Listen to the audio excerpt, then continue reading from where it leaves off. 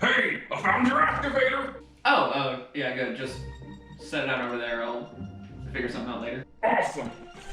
I can't believe you agreed to be my roommate. Well, the landlord kicked me out of my old place after they found another bed-sized hole in the wall. Sorry about that. That's fine. I wanted a new place anyway. Oh yeah, this place is great, isn't it? Yeah, it's pretty nice actually, but I haven't checked out any of the other rooms. Just as nice as... オンリーダク、スキャントルーリー、パシーブ、リアラティ。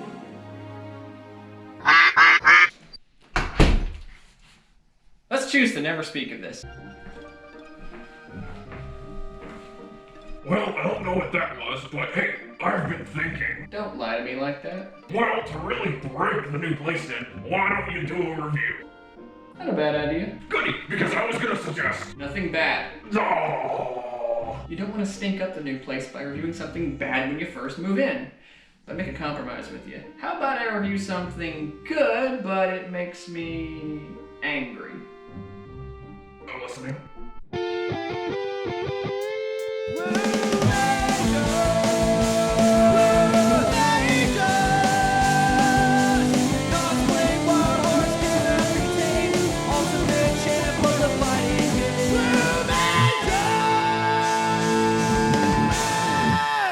Back in the day, where video games were normally considered to be kid stuff, what with games like Super Mario, Sonic the Hedgehog, Bubsy? No, not Bubsy. Nobody likes you. And unfortunately, even by today's standards, they are still seen as kids' toys by some. Video games are for little kids. Why are adults playing video games?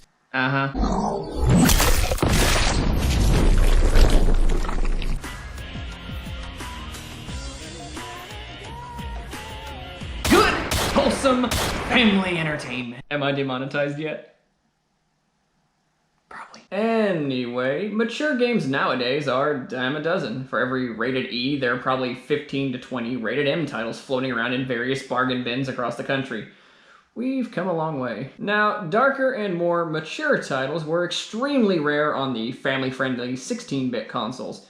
It was unheard of. Sure, some games tried to be a little on the darker side, but they turned out, not very good. Jesus! I mean, most games with a darker tone were like, oh god, Shaggy? Michael Myers? And why does the whipcraft sound like somebody licking their lips very loudly? I don't like it very much. Now, Ghosts and Goblins was a game where if you get hit by an enemy, you just run around in your underwear.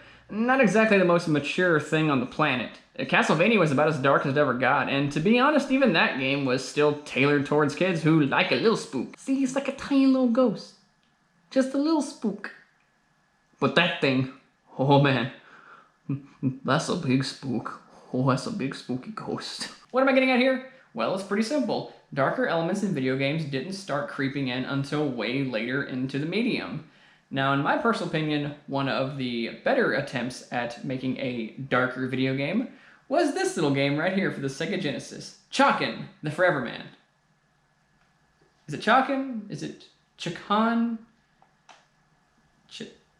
Is it Chakan? Is it... I am Shakan. I have been mispronouncing this wrong for so many years. Now, this game is pretty sweet. It's based on an indie comic book of the same name, and I was able to read a little bit of them. The art's pretty stellar, and it gives me shades of Solomon Kane, which, if you know me as a big Conan fan, you better believe I love me some Solomon Kane. So naturally, I dig this too. Surprised that it didn't really take off as another dark fantasy comic series. Honestly, about as big as it ever got was this one game right here, and it's a damn fine game. Yeah, the graphics are dark, but it's also really atmospheric and not too dark to where you can't see anything. The controls are tight and responsive, even if Chakan feels a little heavy at times. It feels like a deliberate heaviness though, like a way to give your character a sense of weight and placement so you don't feel floaty. Oh, and here's a really cool thing. You know that thing you can do with the whip in Castlevania 4 where you hold down the attack button and you can just... Well, you can do something like that here too, but it's actually better. You can hold the attack button down and Chakan will hold his swords out, but then you can press the dimensional pad and he'll be like swish, swoosh, swoosh, swoosh, swoosh on all sides. Ain't no time for whippy, slippy physics. You got awesome sword stuff. Yeah! Oh, and here's the best thing. This double spin jump thing can be combined with an attack to create this short but infinitely useful death spin attack to rain some serious, well, death on enemies. And honestly, it's pretty vital that you master that move in the game because some enemies are either too short that you can't hit them with your normal attacks, or you really need the invincibility because they're tough. I'll get to that later. And by later, I mean now. So the graphics are good, the combat's fun, the music, although I didn't really mention on it, is actually pretty decent as well. So what's wrong with it? This game is hard! I mean, just, wow. This is difficult. This is one of the hardest games I've ever played on the Genesis, and is a strong contender for the hardest game I've ever played, period.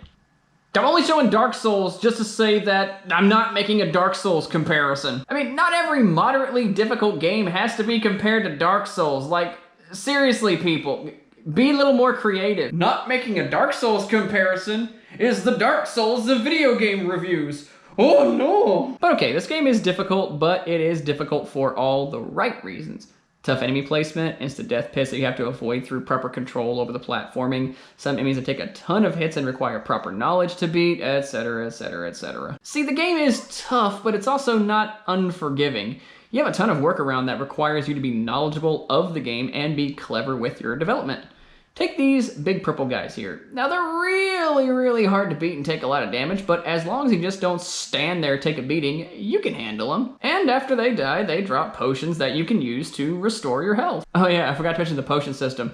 It's awesome. You see, it's actually a really useful, and by the way, it's a totally original concept for the game, because knowing what potion does what and what symbol does can mean life or death. You take two potions, you mix them together, and they do what? Micromanaging potions and your inventory is vital to mastering Chakan the Foreverman. Now you see the big purple guys drop two potions that can restore your health so you don't die in the next fight with the purple guy.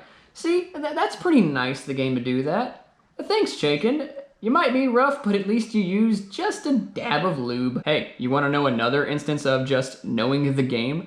Well, in this level, if you walk to your left and touch, you know, whatever that is, it lets you know that it's a bad. But if you destroy it, it makes the entire level kinda explode and it makes it way more difficult. But if you use an invisibility potion on it, you can walk right by this thing and the level doesn't get exploded and it becomes much more easy to manage. Well, until you get killed by the big scary bug thing. Now, another thing I like about this game is that you also get more than just your swords for weapons.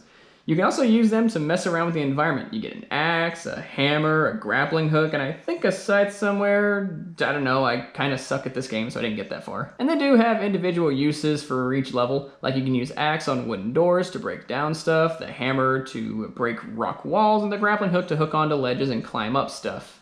Even if it is a little finicky at times, a little too, pixel perfect. Needs work is all I'm saying. So I think I've talked about the gameplay enough, and even though I admit I'm not very good at it, I do like how it plays. I had a hard time finding faults in how it is at all. I mean, other than the extreme difficulty, I think Chakan is a pretty darn good dark fantasy action platformer. Also, that story.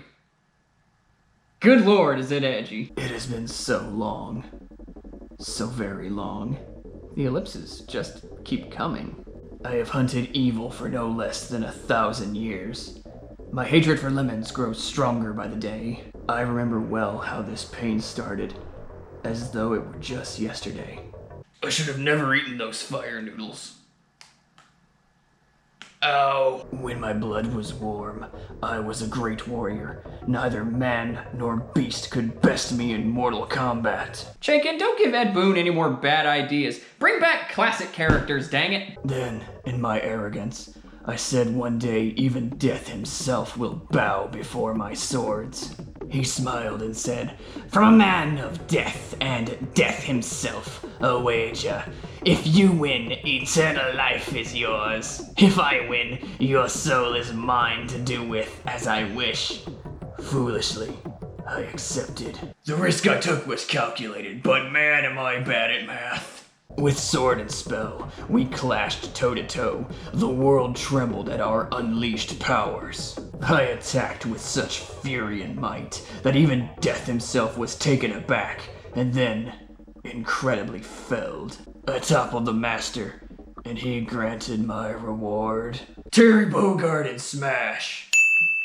You're welcome. I'm cursed to live until all supernatural evil is destroyed. I'm having trouble killing this chick named Sylvanas Windrunner. For some reason or another, every time she comes close to dying, something happens, like a writer pulls something out of their ass or something. I hunt, and fight, and kill. Until the end of my curse. Good lord, that's edgy. But you know what that last part reminds me of? I live, I love, I slay, and I am content. Ooh, I knew there was something about you that I liked. Alright, I'll admit it. Chakan might teeter a bit on the edgy side, but dang it, I love it. I'd love to beat this game to really complete my admiration of it, but it's just a bit too extreme for my taste. Now, I do feel like the more I played it, the better I got at it, so hey, maybe someday I'll beat it. So, to kind of break the mold, you don't have to be good at a video game to admit that it's a great game, and I like it. So yeah, that's it. But whatever happened to Chakan, you're probably wondering. Yeah, you'd think a game with a cool premise and a comic book would have gone somewhere, right?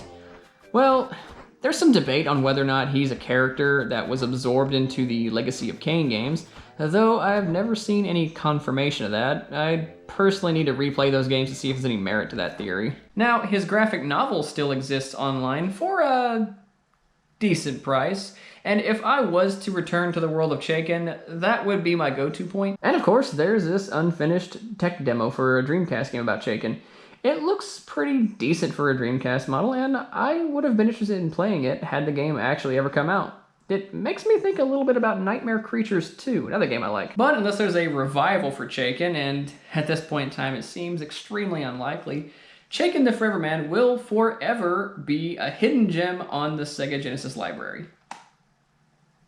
A gem made out of obsidian because it's dark and razor sharp with its edge, but a gem nonetheless. Ooh, I wanna play. It looks like the best game ever made. Well, it's not that good, but you know what?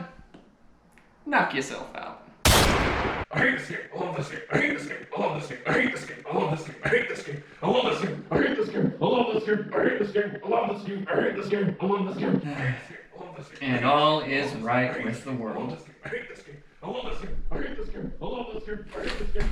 So what's your deal again?